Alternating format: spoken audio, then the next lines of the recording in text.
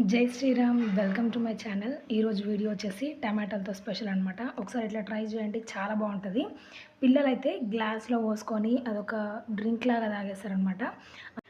రెగ్యులర్గా అందరు చేసేదైనా కూడా నేను చెప్పే ఒక 2 ఇంగ్రీడియంట్స్ని కలిపి చేశారంటే టేస్ట్ డెఫినెట్గా డిఫరెంట్గా ఉంటుంది, చాలా బాగుంటుంది అనమాట.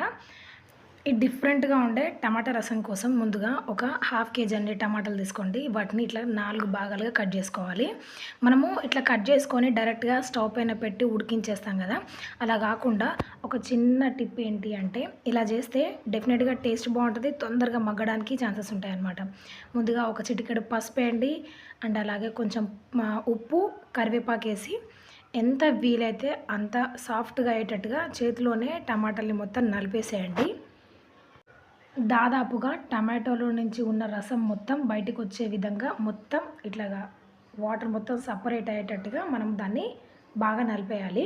ఇప్పుడు దీంట్లో మన రసానికి తగ్గట్టుగా వాటర్ యాడ్ చేసుకొని స్టవ్ పైన పెట్టి మరిగించుకోవాలి. నేనైతే 2.5 గ్లాసుల నీళ్లు పోసి స్టవ్ పైన పెట్టేసి మంచిగా మరిగించేసుకున్నాను అనమాట.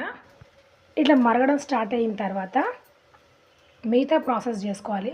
ఇంకా కూడా ఒక 5 మినిట్స్ పాటు బాగా మరగాలి. టమాటా మొత్తం కుక్ అయిపోవాలన్నమాట.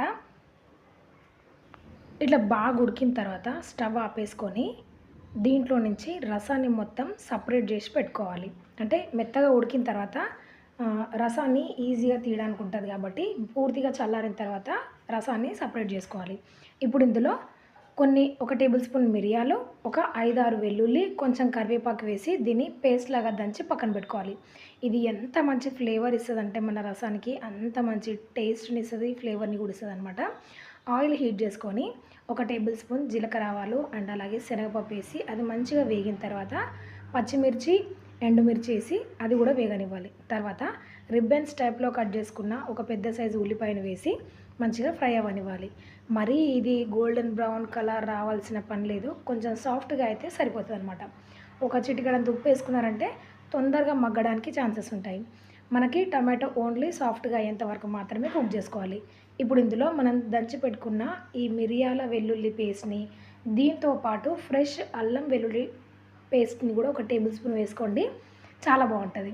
ఇప్పుడు ఇవి రెండింటిని కూడా మన పోపులో వేసి మంచిగా ఫ్రై చేసుకోవాలి. ఎంత మంచి స్మెల్ వస్తుందంటే అంత బాగుంటుంది అనమాట. ఇలాగ బాగా ఫ్రై చేసిన తర్వాత ఇందులో పావు చెంచా ఇంగువ వేసుకోండి, దాంతోపాటు పావు చెంచా పసుపు వేసుకొని ఇందులో మనము తీసి పెట్టుకున్న టమాటో రసాన్ని యాడ్ చేసుకోవాలి. ఇప్పుడు ఈ టమాటా రసం యాడ్ చేసిన తర్వాత ఎంత ఎక్కువసేపు వీలైతే అంతసేపు మీరు టమాటా రసాన్ని మరిగించడానికి ట్రై చేయండి. పప్పుచారులైనా టమాటో రసాలైనా ఎంత ఎక్కువ మరిగిస్తే అంత టేస్టీగా ఉంటాయి అన్నమాట. మనకి ఈ టమాటో కుప్పి కూడా ఏం వేస్ట్ అవ్వదన్నమాట, చెట్లకి ఎరువులాగా వేసేయచ్చు. అండ్ అలాగే మనం ఫస్ట్ వీటిని బాగా నలిపి ఉడికించడం వల్ల వీలైనంత ఎక్కువ రసాన్ని అయితే మనము టమాటో నుంచి తీసుకోవచ్చు అనమాట.